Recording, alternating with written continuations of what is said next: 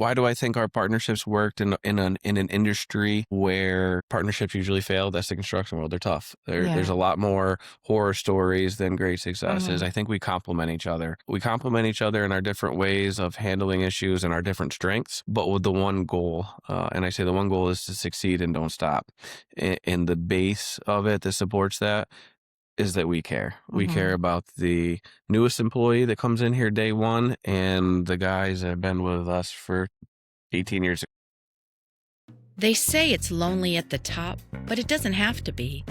I've spent the last 8 years embedded in our local business landscape, and I've learned one thing. Facts only tell half the story. I'm Ann Donnelly. Join me for an intimate look at the minds of the innovators and leaders shaping our region. We aren't just talking business, we're talking legacy. From the North Country Media Network, Upstate New York's Voices of Authority, this is Building Success Stories, and it's time to start building yours. I'm here today at Northern Builders in wonderful South Glens Falls, which has been my home for 8 years. So I love profiling businesses that are in this area. Thank you for having us. Because I think it is coming on very strong. I'm here with Mark Stewart and Nick Denno, the owners of Northern Builders. Why don't you tell me a little bit about your business, when you got started, and how that all came about? Yeah, absolutely. Let me take this one. Sure. All right. So Northern Builders was created in 2020. Nick and I were both contractors. He was located out of Corinth. I was located out of Moreau. And the backstory is we actually both worked together at the Sheriff's Department, Saratoga County Sheriff's Department as well. Nick was very successful. He was in the Saratoga area, the Sacandaga area in Corinth. And we found ourselves, each producing a couple of houses to 3-4 houses a year and in projects. And we wanted to go to the next step. And in 2020, we decided to take that next step, basically partnering up, and started out with a house to kind of test the waters, which quickly grew into where we are in 2026. We've been supported by the community. We take a lot of pride in supporting the community so that they support us. And it's kind of brought us to the next chapter that has just been continuous growth. Yeah, I mean, that's amazing that you've done this much in 6 years. It's right, less than 6 Yeah, years. we've had great amount of growth. When we combined, we looked at growth. We looked at where does having two of us bring us rather than one of us. We've really achieved the goal that we were looking for in terms of volume and doing the amount of business that we had both hoped to do. And you have a wide range because you're doing residential and commercial, new builds and refurbishment. So tell me a little bit about like what you are doing and what's kind of your strengths. I mean, as a company, we're extremely versatile. We've got a great staff, and I think that as it stands right now, we're doing I guess I would call our bread and butter our nice custom homes that are for individual clients building, again, they're kind of their dream home. We also have we have an outlook on commercial projects. We're pretty selective about it. But we do like to do commercial projects as well. And then again, equally, I guess I would say almost as equal to our new construction productivity, we're into renovation as well. And we do a lot of high-end renovation. And again, we feel like we've put a business model together that supports that versatility. So yeah, we're doing pretty much everything across the board. I'll let Mark touch base on kind of the extremities of that, but we have our own excavation division that Mark actually himself. So it's good to have control over those aspects of it too. No, and I think that's what's helping in our very humbled growth, being able to expand, with the known risks that come with expansion. The real thing is going back to partnering up is we really wanted to switch from being contractors and, home builders to a construction company, right? Having all those aspects built within. So we're excited, as I said, we have an excavation side of the company that a lot of people don't even know that because we don't really advertise. I hadn't heard that. It's kept within. We actually have a hauling division as well. So we have trucks I'm sure everybody has seen around. We're actually in the beginning processes of opening up a standalone concrete side of the company. Okay. So it's really just adapting to the growth that we see in the area and where we can streamline, for a lack of better words, the process. So we really try to put out that great product in the shortest amount of time, because our homeowners, when you put a shovel in the ground, they're very, very excited and they don't want to wait a year and a half. So we're very excited that we have a good process, especially in the custom home market, where we can really turn over those custom homes in that 8, 10, 12-month period, which again keeps the homeowner themselves very excited.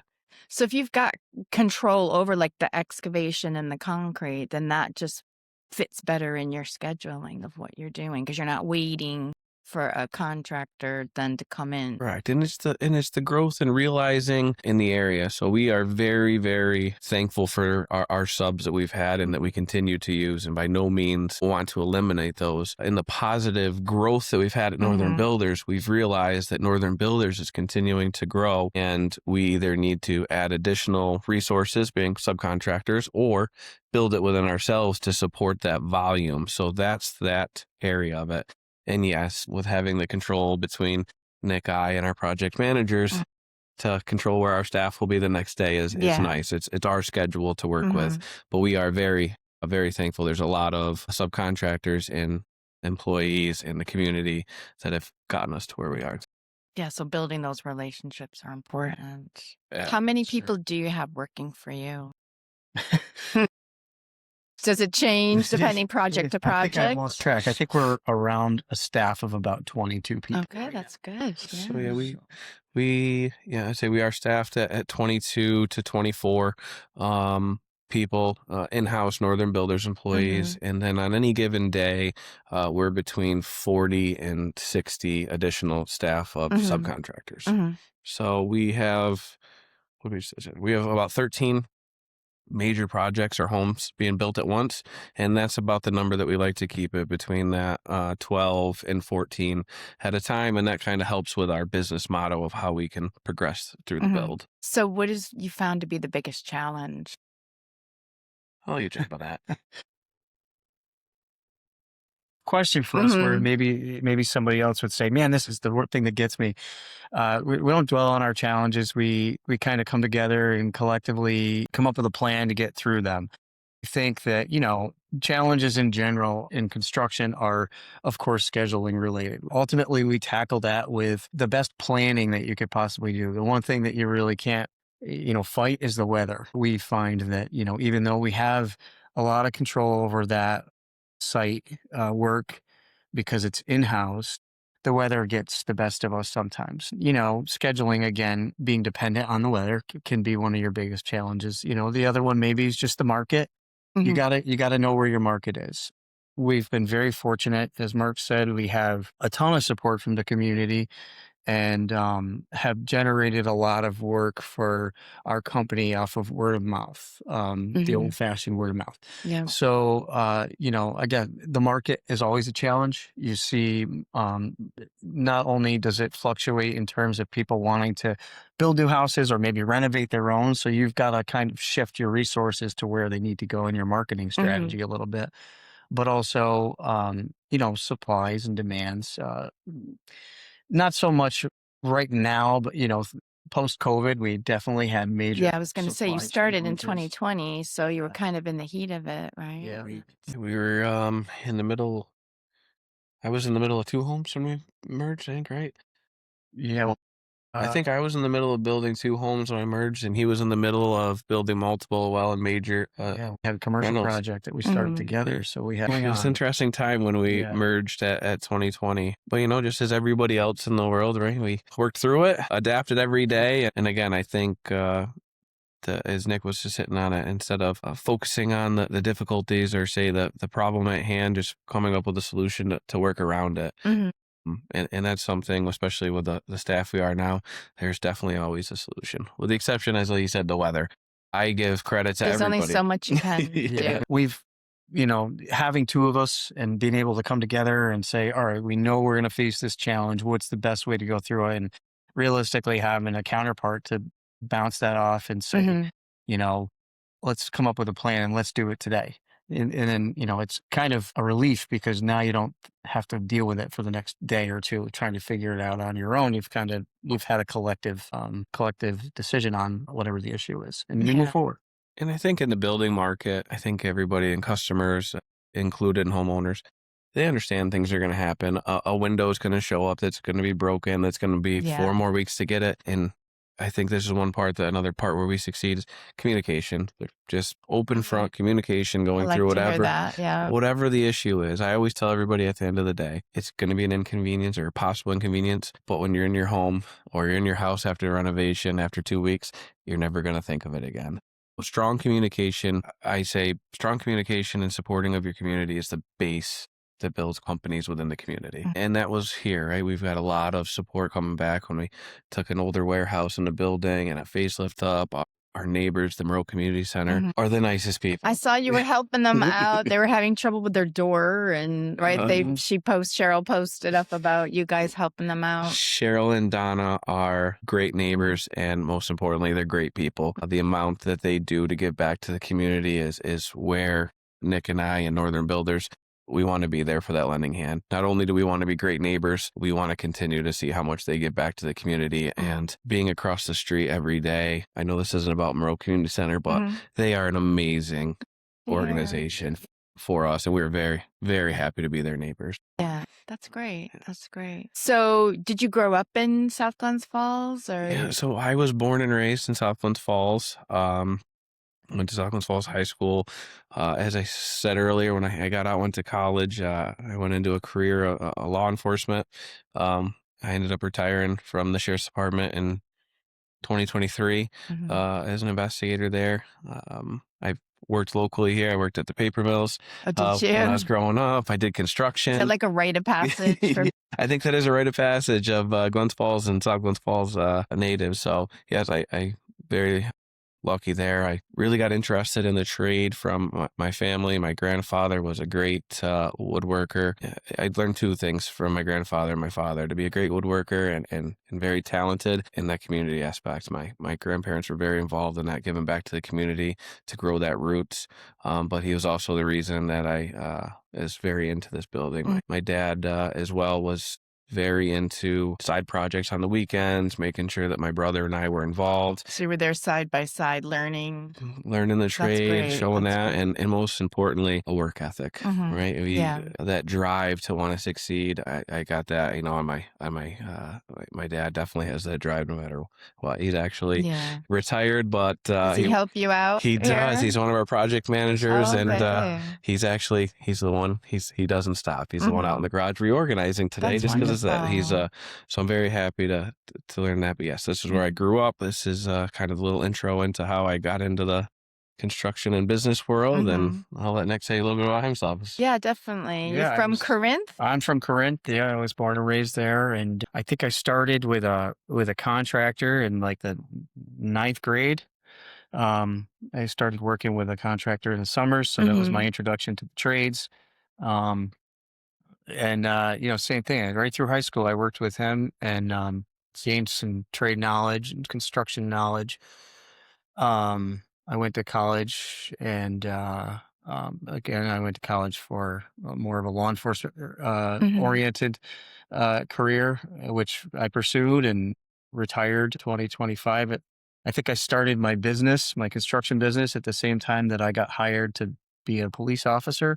So simultaneously for about 20 years, I did the 2 jobs. And again, I think just, like Mark was saying, I think at some point you generate that drive to do better in life and business. And when I retired last year, I realized I was in a really good spot business wise. And even prior to that, knowing that I had, kind of 2 careers going. But again, I think that the drive and ability to stay moving and look for opportunities comes from, probably taking that job when I was so young. Yeah, right. So you guys met working It was a Sheriff's Department, yeah. Saratoga County. And so what made you realize that you could work together? Because it's difficult, having this sort of partnership and the pros and cons of being self-employed. We kicked it around for a few Yeah. years and talked about it back and forth. Let's do this, let's do that, and, it never really came to fruition until we got,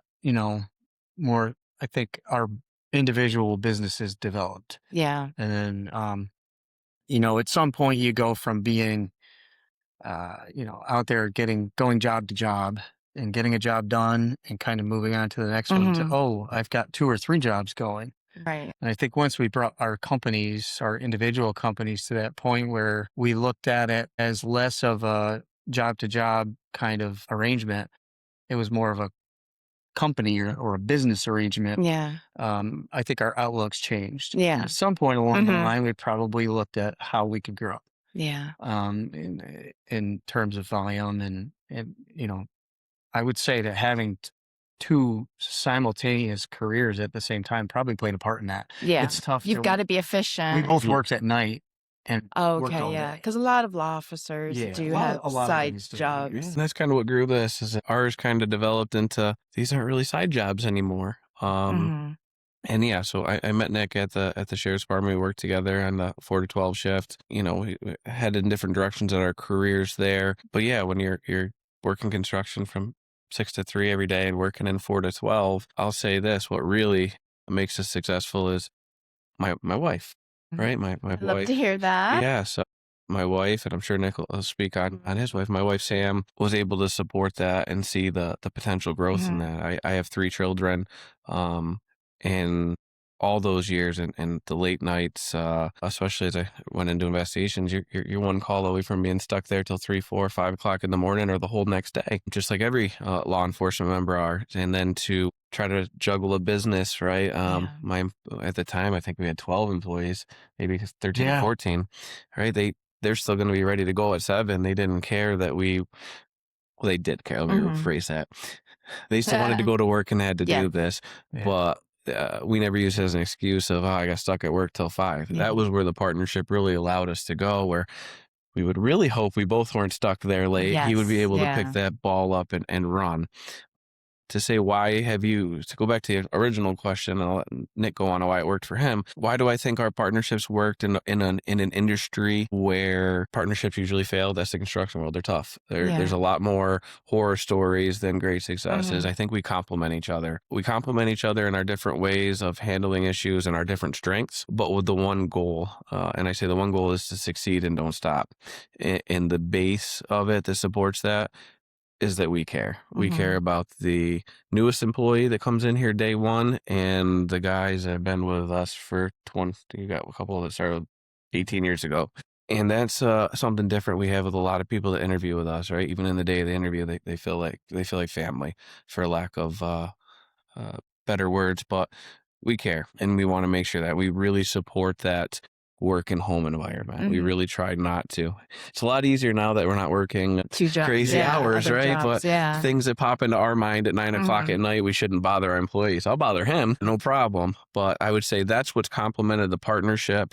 Me personally, that's what helped me through 2 careers and growing a business. And I'll let Nick jump on his. That, again, to touch base, family's huge. There's no way to work 16 hours a day without the support of your family.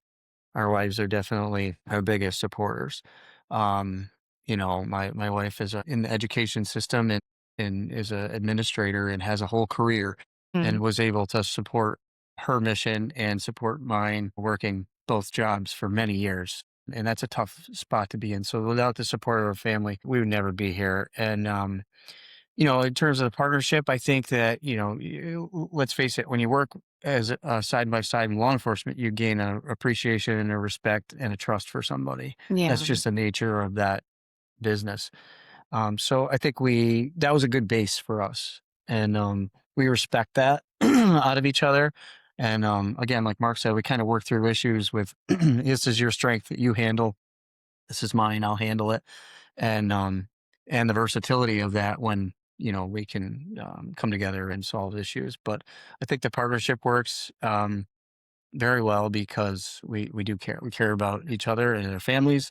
and our employees, and it really is a good base for us. If you care about your people and you care about each other and the business that you're growing, then it really takes the animosity and everything else Yeah, out of it. We have a mutual vision and a mutual goal. That's how we operate day to day. that's great to hear. So, are there any other sort of challenges that you've come up with growing the business? Say growing the business is probably the same challenge that most local businesses and let's say even corporations are handling, and that's staffing. And staffing with the characteristics that we're looking for, right? We build a lot up on the lakes and they're tight areas and tough streets, so good communication with that, right? You have homeowners that are trying to being neighbors that are trying to enjoy their beautiful lake homes and private property at the same time that we got to do You're construction. building, yeah, Um, 6 a.m. you got Yeah. it. So going out of the way, one of my big things, I try to go introduce myself to the neighbors, and I say, listen, if there's any day you're going to have a party or a barbecue or some sort of event, let me know. We will shut down that day for you, and I will move my crew somewhere else, right? We try to be respectful of everybody's properties that were in there. So to make sure that you find the employees that support our goals and our bases, it's not that it's difficult because I say a lot of the people that come in this door have those traits. It's just there's not a lot of people looking for employment right now, and Mhm. especially in this field. And we're really excited to partner with a lot of different organizations. Now their name's gonna slip my mind here, but we just met. There's an organization, and it'll come to me here It's very a soon. workforce coalition. Workforce Coalition. Thank you. Part of the county. It's actually brought through. They do a major role with BOCES, and I think it's a private I was wondering organization. if BOCES is a resource. Yeah. It was initially started. Doug Ford from Curtis and Pam, they Mhm. started this and it People. was a big part of it. So we just met with them here in the last month. They realize it, right? They work with Yeah. a lot of very, very successful construction companies as well and contractors, and it's all the same Mhm. conversation. So that's the real part. And again, everybody used to be um, a competitive market of trying to get it. There's a lot of work in this area. Some of our biggest competition, right? Being the fact that we're bidding the same jobs, well, they've become friends, right? And we Mhm. understand. And if somebody came in here and said they're going to go with one of our competitors, and as long as I definitely had the true feeling, I'd be like, if they're going to build you a great home, there's no questions. Mhm. There's anything we can do, let you know. And one of them being, Hilltop next door doing some renovations for the community center. We've learned to know Tom Jr. and Dan, and I reached Mhm. out to him and said, "Hey, if you need to use our parking lot, you need to use our field while you're doing that. That's Number great. one, we're Yeah. really excited for Rural Community Center to get that grant and to get this done. And Mhm. number two, we understand how tight the parking is around here. How can we help you and support you? And it's vice versa. We would have no doubt that they would reach out that same hand to Yeah. us. Um, so it's a respect thing, and I think we Mhm. all respect and realize that staffing is an issue for everybody. Our major key role players across the industry are all getting ready to retire, and I think getting that youthful base to come back in. No secret that there was a lack of, I guess, people interested in the trades for a lengthy period Yeah. of time. And Mm, we're I think definitely schools are seeing, supporting I that think so more, too. and there's a lot more initiatives with Sure. promoting BOCES and those sorts of programs within BOCES. I'm happy and sad to hear, but I just actually went and met with some students at Southland Falls High School. They had to go to a lottery system for the BOCES Oh, these last few really? years There's not because enough it's because capacity? I'm very excited to see off of Wilton the new beautiful building that's going to be Mhm. done. Unfortunately, that'll be a couple of years, but at least they're seeing that growth, and it's at least good to hear that trade. And Mhm. speaking with some of the counselors as well in the area that drive that you have to go to college. You can only go to college. You got to go to college has really changed. So like, well, how do you want to do? What do you want to support? And going into the business world Yeah. is okay. Yeah. Um, or the trade world. Yeah. Don't take on a bunch of debt Yeah, in something so that you may not be using, right? absolutely. So it's the community I think is realizing this as well. Yeah. That we have to do it, and especially I would say northern Saratoga, southern Warren, north there, and West Washington. This area is going to continue to grow, and I specifically Here. town of Monroe, northern Wilton, that 87 corridor build is coming to this Yeah. area, and Yeah. it's It's happening exciting. with hundreds of homes that are approved in the town of Monroe between Sarone's and Michael's group with development. Mhm. The building world is booming here. So Yeah. Yeah. That's always good to hear. it is, Yeah. The and as a market is community member, it strong is. here. It's supports that mission to have people get into the trades. And really, it's a double-edged sword too. If you don't have the industry around you to support it, and I guess it's a weak goal, but here, I mean, the housing market, the construction industry is definitely, you know, a reliable industry here and growing in every which way. We're lucky that people recognize that, and we're lucky that there are organizations out there and the educational systems are actually, Yeah. That is a promoting that as great well. sign. So yeah, it's a Yeah. good sign because it is needed. Going back to the original question, what is a challenge? I mean, staffing can be a challenge. We are very lucky though. Yeah. I will say we have a great staff that cares a lot about what they do. They're very talented. We definitely we don't hold back on giving them all the credit. Good. They Good. they do. They are the nuts and bolts. They keep everything running, and our project managers are extremely organized. Our designer is, one of the best, and we have a great office staff, and we have, the guys out there in the field that are carpenters are very good, and they care about what they're doing. Like I said, so that's huge. So we are very lucky. That's good. You need all We'll those we'll pieces take for 5 more. success.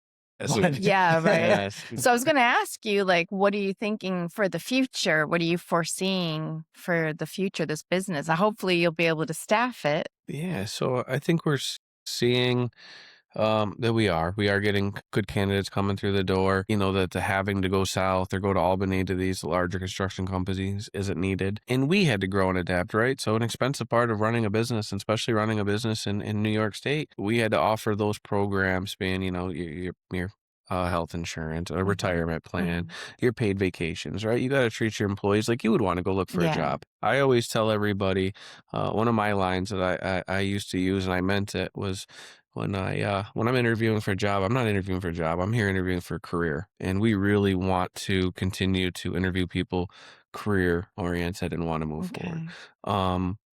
And we want you. We want you to grow. We want to and show that growth. So where do we see us as that continued growth? I would say picking up in the areas where there is a shortfall of subs is going to be huge. Again, a lot of our subs they're in their 50s and 60s, and they're going to be ready to retire. Some of our competition as well is getting ready to retire. They've had a very successful 30 and 40 years, and they deserve it. Taking the known risk and continuing to grow in that area and outside into the specialty trades is what's going to bring us as a construction company to, again, more efficiency and that continued growth. Yeah. Yeah, it's definitely, I think versatility is where our growth is. We have, like we said, we've just touched base on putting together a concrete, kind of like a section of Northern Builders that does concrete only. Yeah. And the reason for that is, we have great concrete subcontractors. They're amazing. We owe them a lot, and they do a lot for us. But the reality of it is we don't know how much longer we're going to have them. And the other reality is, what do we do when that happens? So do we start and plan for that now, or do we just deal with it the day that it drops? So we're going to be proactive. We're going to see, we're going to invest in it and put it together, and see how it pans out. And again, I guess our growth is going to be proactive. It's let's get in front of this now. Yeah. And that's how I foresee us growing over the next few years, is becoming more versatile. There's several parts of construction. Obviously, you have all of your individual trades, and it's not that we want to have every trade underneath our envelope. Right. We realize that's probably not realistic at this point. But picking the right ones. picking the So right you've ones is strategically critical. picked excavating, concrete, Right. and haulage, you were saying. Yeah, so it's where, right, because and especially when the key pipeline was going through here, right? There's hundreds of trucks tied up. So you lost your subs. So I think our growth is in the how can we be more, I think Nick was just hitting on it, efficient. That's the really important part of growth. And then I think I keep going back, smart growth. As Nick said, I think to hire every single part of what it takes to go into a building, being your HVAC and drywall are about probably going to be the last ones, and electrical that we don't have the ability to do in-house. We don't have a certified HVAC. But we do our own plumbing in-house as well, the plumbers, so every other aspect. And I think that's what, again, makes us versatile, is between our 22 guys, if there's some trade that's just happens to be booked up for a while, we can adjust within to support that to not move anything. And again, Nick hit it on that we definitely aren't trying to go against our subs. We really enjoy and respect them, but we also see our growth. And I also know that I can't have them in 3 places at once. And again, that's that open communication of we're not cutting back from you, but we want to continue to keep heading in the direction that we are. And I know that I can't have you in 3-4 spots in one time. Yeah. When you're growing, that's going to be an issue. Yeah. So and I think it's the communication to our subs to say, hey, we're not trying to compete with you. We're trying to, continue to feed this. Yeah. Part package. I mean, we offer our clients a pretty tight schedule. We're gonna get your house built in a very reasonable amount of time, and being able to control those schedules. Yeah. There's always going to be variables, but being able to put that schedule together, knowing that, you've got your crew set up here, you've got your crew set up here, and you've got your crew set up here. So we've controlled that first, 4 months of the job. Right. And it's critical on scheduling. And you want to be able to honor your words. So that's the planning and being able to say, we can do this. And here's how I know, I know how we're going to do it, and that we can actually, get the job. And especially for those 3 parts that you really see us growing in, as it plays into that factor of the weather. I say this to builders, landscapers, any business outside. We're pretty resilient people up here. Everybody says, oh, I can never do that in Florida. Oh, in Florida, it's just always hot. Up here, you go from being minus 20 in the middle of a wind and having a snowsuit on, and 6 months later, it's 95 degrees and you're in the sun. I say we're resilient up here. And to be able to support that so that you can get them close and trust us. Our guys love when we have a bunch of houses weather tight, ready to go into the winter to finish, because they're not out putting siding on in February. Right? So I have a respect for all, contractors and the trades up here, especially the ones that do it year round. It's not easy here. In 8 months, like I said, you're going from minus 20 and getting wind burnt to 95 and sunburn. So, it's adapt, overcome, and I'll give this to Nick. He's one of the best strategic planners that I know behind the scenes to keep that wheelhouse going. He handles everything at home here really tight, and I have the fun side of being on the outside and the operations of it, of bringing it together from planning. So that's how I'd say we complement it. You've got a good team. We are very proud of our whole team, and Nick hit it on it. It's definitely not Nick and I.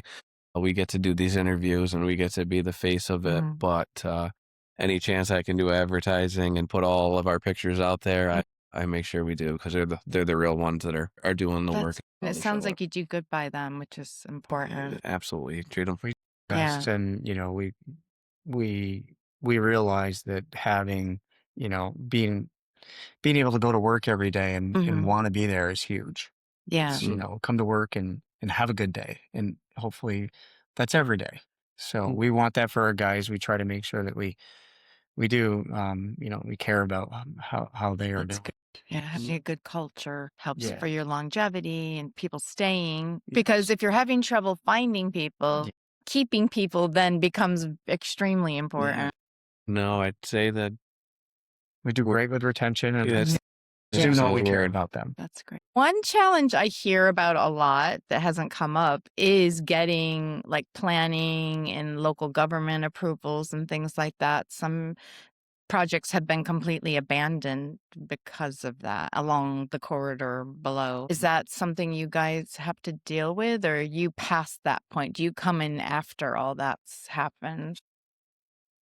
The answer is both, actually. Yeah. So, a lot of times people come through the door, and for example, if we're building a house on Lake George, they've potentially hired an engineer and an architect, and those firms have moved them through compliance and approvals. Yeah. So sometimes we get the package deal.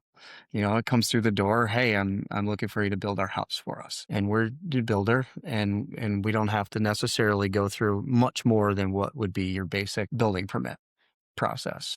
And and then sometimes people come through the door and they have a vacant piece of land, And sometimes they don't even have that.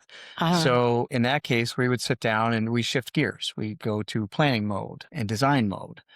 And, we're just like on the construction front, our planning and our design is very versatile. So again, if you walk through the door and you potentially just need a building permit, we will take care of the building permit and get you through that process. And likely it's an easier process. If you're looking for all of those approvals, we have a program set up so that we assist you with that. We essentially sit down with you and get that preliminary information together. We get some building plans in front of you. We set you up with a local architect or engineer, and 9 times out of 10 it's somebody we've worked with closely, and we kind of guide you through that.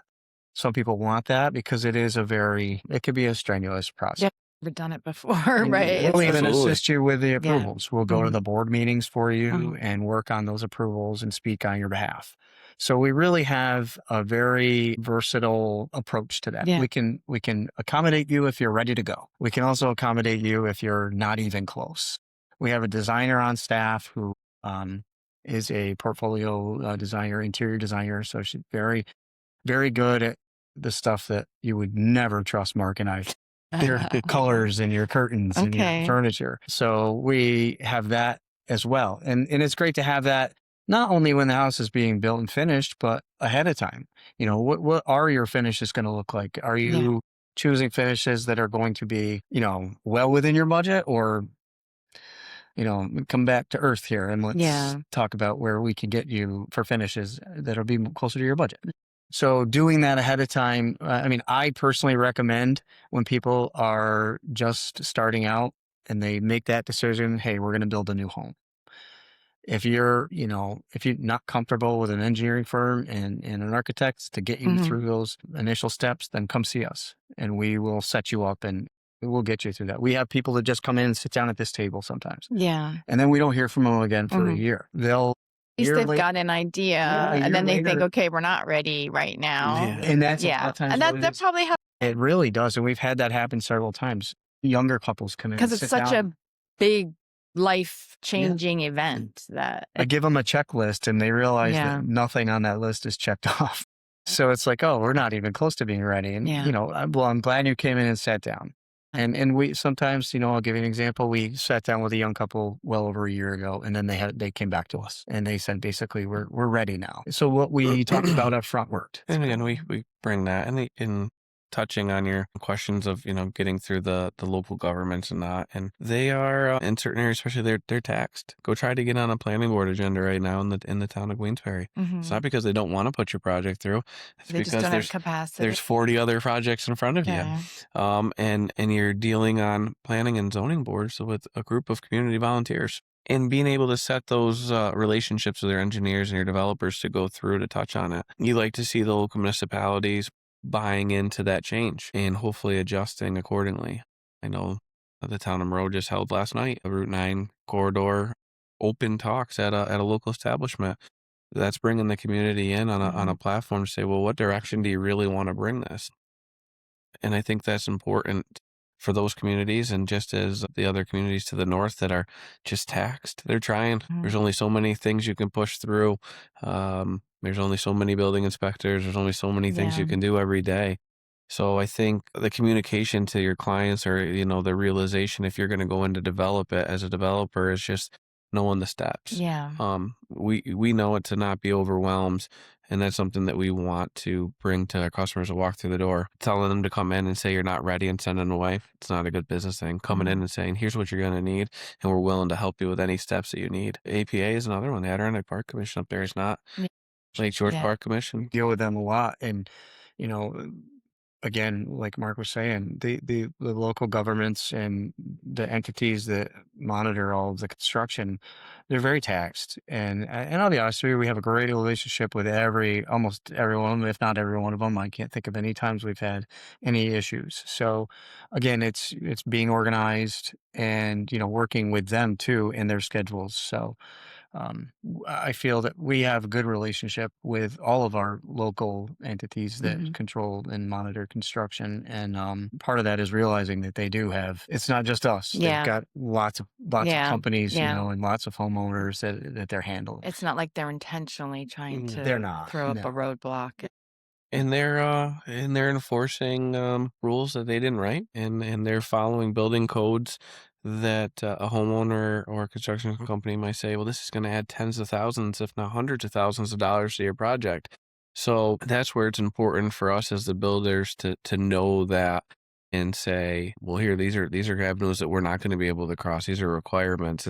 These are black and white. But here, we're going to get through that because that's a known. How can we get you that house without sacrificing the square footages or the finishes you want? And that's kind of where we would say that we focus on that. Everybody wants to get the most for their value, and we totally understand that. Yeah. But yeah, I say our local governments are treading through it just as much as we are. The code has changed as of this year again, Yeah. after it's already changed, and after it's already changed, and New York State's taken a lot of them, right? We're stormwater protection plan as well, the SWIP, wetlands.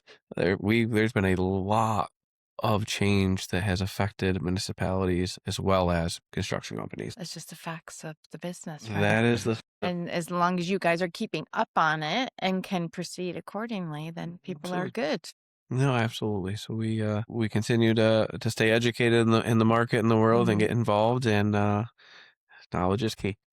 Yeah, the municipalities are a great resource as well. Yeah. I mean, realistically, they are the ones that are the most up to date on codes and have that information. So I feel that we're lucky that we do have the relationships that we do with, our municipalities and the building departments, because they are helpful. Yeah. There's a lot of feedback sometimes. Hey, guys, look into this before you get any further. Thank you for the heads up. So That's great. yeah. Okay. Any other final words or anything else to add in? No, well, thank you to you. You're welcome. It was It's my It was pleasure. very nice of you to reach out and to let us talk about ourselves and the good things. And I'd say that's probably one of our downfalls. We like to stay humble. We don't really Yeah. go out and say, here's all this that we do. We should do. It's one thing, as you said, what would you improve or change? We should really continue to show how much we actually have in-house that we're looking to expand. You reaching out helps us to do that, and helps us to remind us. Oh, we're very humble. We're very happy. I'm proud of it. I always say that, right? When I can go home and talk to my kids and That's say, what life's about, though. You That's want to be it. doing something you can be proud of. So don't be shy about Yes. We're how happy great you about- are. Yeah. We're proud of the business, and we're very proud of our community support. Again, we're right here in the village of South Glens Falls and Moreau, and I'm in Corinth, but some of our organizations in Corinth reach out to me every year. I've been well established there for a long time, so we're always community oriented and support our communities. Great. Thank you. Thank you. These conversations often begin as feature articles for the Saratoga and Glens Falls business journals. We've partnered with them to turn those printed insights into broadcast quality authority assets, allowing you to hear the person behind the business in their own words. Thank you for listening to Building Success Stories, a production of the North Country Media Network. Our mission is to document the professional legacies and success stories that drive our region forward. To discover more shows in our network, or to learn how we can help you own the conversation in your industry, visit us online at northcountry.media. I'm Ann Donnelly, and until next time, keep building your success story.